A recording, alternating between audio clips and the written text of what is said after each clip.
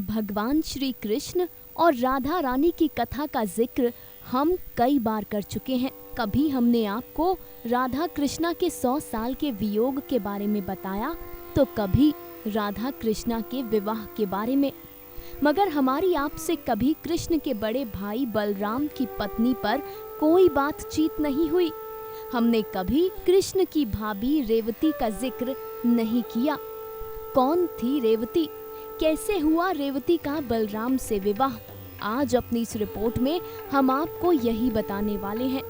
तो चलिए बिना देरी किए शुरू करते हैं बलदाऊ के विवाह की कथा।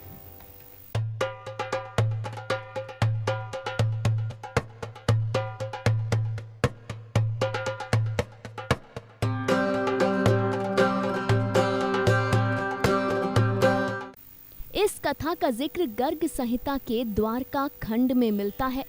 कथा के अनुसार सूर्यवंश में एक महान मनस्वी राजा हुआ करता था। उस राजा का नाम अनर्थ था। राजा के नाम से ही समुद्र के तट पर एक देश बसा हुआ था। उस राजा के घर रेवत नाम का पुत्र पैदा हुआ। इसके बाद रेवत के 100 पुत्र और एक पुत्री हुई।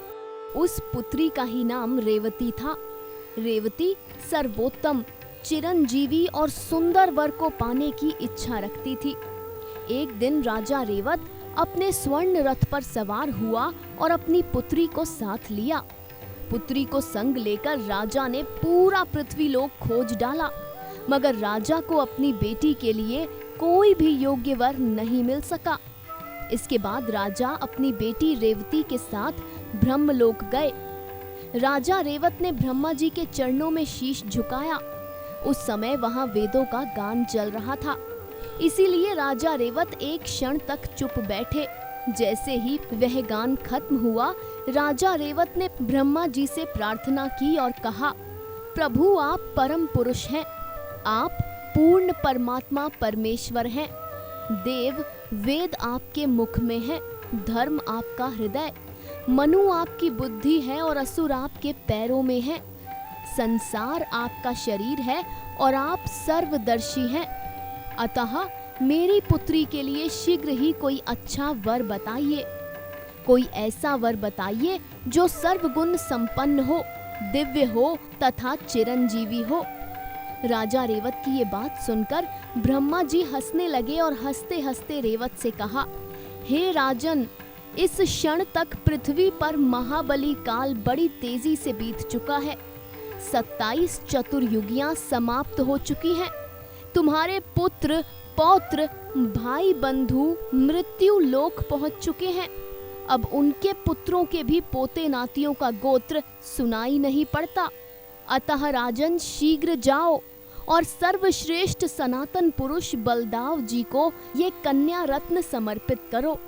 राजन, साक्षात गोलोक के आदिपति परिपूर्णतम प्रभु बलराम और केशव भूमि का भार उतारने के लिए अवतीर्ण हुए हैं। वो दोनों भक्त वत्सल हरि वासुदेव नंदन होकर द्वारका में यदुवंशियों के साथ विराज रहे हैं। ये सुनते ही रेवत ने ब्रह्मा जी को नमस्कार किया और अपनी पुत्री रेवती को लेकर द्वारकापुरी चले गए। राजा रेवत ने बलदाव से रेवती का विवाह किया और भेंट में विश्वकर्मा का बनाया हुआ एक दिव्य रथ प्रदान किया, जिसमें 1 सहस्त्र अश्व जुते हुए थे।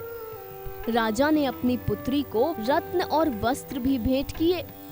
इसके बाद राजा तपस्या करने चला गया और रेवती बलराम के साथ खुशी खुशी रहने लगी। गर्ग संहिता कहती है कि जो भी बलराम के विवाह की ये कथा सुनता है, वह सभी पापों से मुक्त हो जाता है।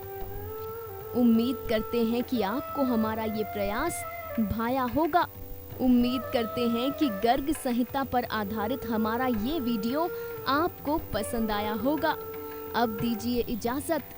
जाते जाते फिर से कहेंगे, कथा सागर की पूरी टीम सदैव आपके सुखद जीवन की कामना करती है।